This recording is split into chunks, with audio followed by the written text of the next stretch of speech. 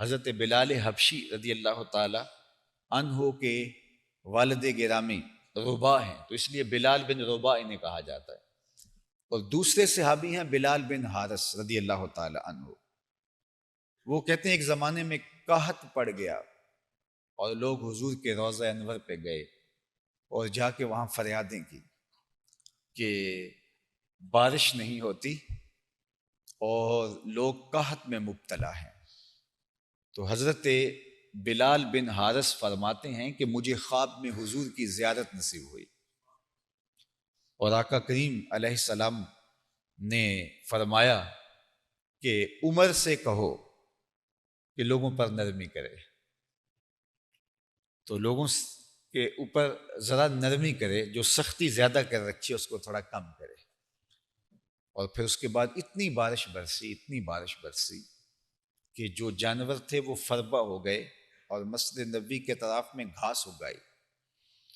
اور ایک زمانے میں بارش نہیں ہو رہی تھی تو لوگ سیدہ عائشہ رضی اللہ تعالیٰ عنہ کے پاس آئے، یہ بھی کتب حدیث میں موجود ہے۔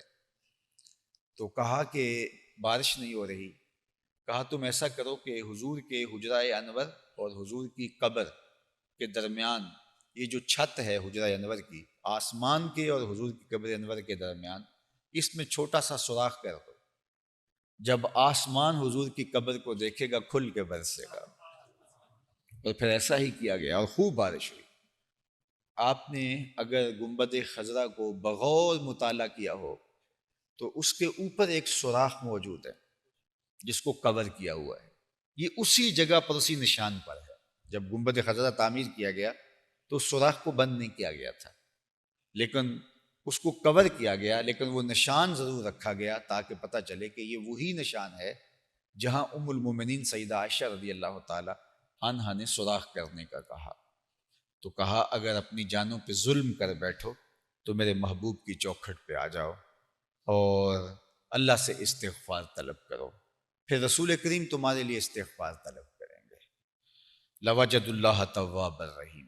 تو یہ حیات طیبہ میں بھی تھا، اور حضور کے وصال کے بعد بھی صحابہ کا یہ معمول رہا، اور اس کے بعد بھی مختلف اوقات کے اندر، مختلف زمانوں کے اندر لوگ حضور کے روضہ انور پہ حاضر ہوتے رہے اور عقیدتوں کا اظہار کرتے رہے۔